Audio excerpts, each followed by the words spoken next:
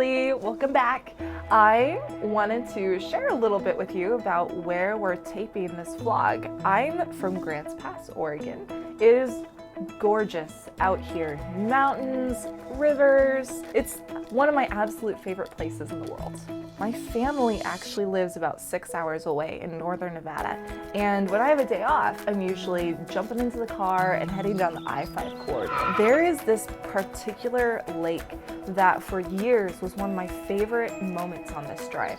You would just come around this corner and you would see this giant reservoir. It's just a beautiful moment. A couple years back, I was again driving down. I turn around the corner and I'm not even joking, the lake was gone. It was gone. One of the most shocking things I have ever seen in nature. The drought in California was so severe, they were depleting the water supply. You can just see the devastation that this drought started working, not just on this reservoir, but also in other places in California too. A couple months ago, I just drove up almost along the whole length of California, and one of the really disturbing things I kept seeing was these beautiful old orchards. The trees had been completely uprooted.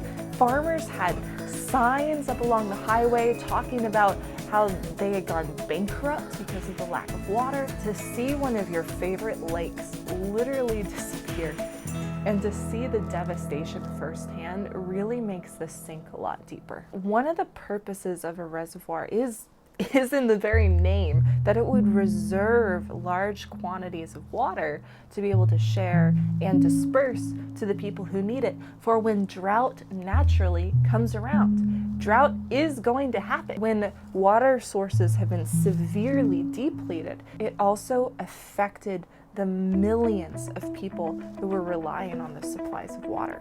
Which brings us to, what do reservoirs have to do with ministry?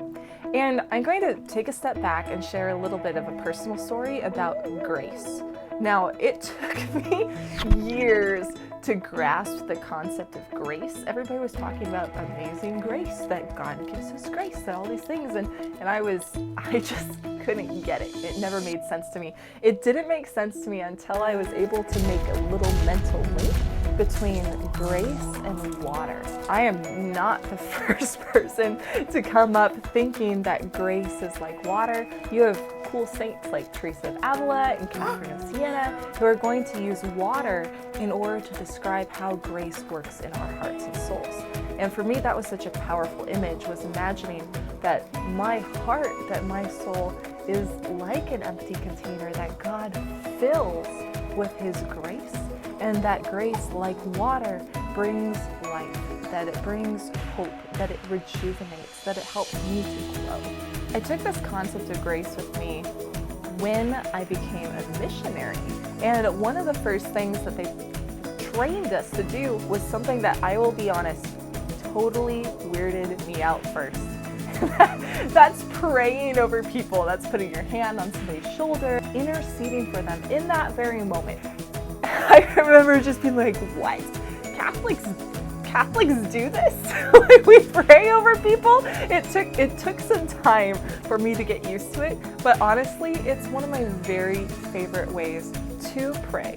One of the images that really helped me out a lot while I was praying over people was thinking about grace like water, particularly if I had my hand on their shoulders, that I would imagine that God's grace was pouring through me, like through my arm, channeling into the other person and just filling them with this awesomeness of love and hope and joy. It might be a goofy image, but it was something that really helped me focus. It was really something that really helped me to be able just to pray more deeply for that person, as imagining that I was a channel for God's grace. Thinking of myself as a channel of grace means that this particular quote that I'm about to read for you, it hit me pretty hard. Is there anyone who does not know St. Bernard's saying to apostles, if you are wise, you will be reservoirs and not channels. The channels let the water flow away and do not retain a drop. But the reservoir is first filled, and then, without emptying itself, pours out its overflow, which is ever renewed over the fields which it waters. How many there are devoted to works, who are never anything but channels, and retain nothing for themselves, but remain dry while trying to pass on life-giving grace to souls. We have many channels in the church today, St. Bernard added sadly, but very few reservoirs. If you're in ministry, you might have noticed by now that there are some really natural stages in the spiritual life, including great moments of consolation, but also desolation. That there are very natural and normal times of just feeling very spiritually dry. And again, really want to emphasize that these ups and downs can be very normal, and the saints actually give us a little bit of guidance on what could be causing this. If you're experiencing spiritual dryness, you could possibly be suffering from a physical or psychological illness that is making it difficult to experience the consolations of God. Depression, for instance, would be an example of something that could be causing some of that dryness. Or two, you could be struggling with some sort of sin in your life, something that is blocking the grace of God, something that you need with a confessor, with a spiritual director, with some friends to be able to work through. Or three, you could be going through, again, just one of those natural progressions in the spiritual life that are outlined by people such as John of the Cross or Teresa of Calcutta. They describe these experiences of a sense of great dryness in the soul where we thirst for God. And again, this is something that is very natural and can be very normal. If there are going to be natural moments of consolation, desolation, of rain, of drought in the spiritual life, then if you are merely a channel of God's grace, in which in moments of consolation, things are going beautiful, they're moving quickly, everything seems to be going great, then when those natural moments of dryness happen, that grace is going to become more and more depleted until it just becomes a trickle. And finally, it just dries up. It dries up and there's nothing left for you.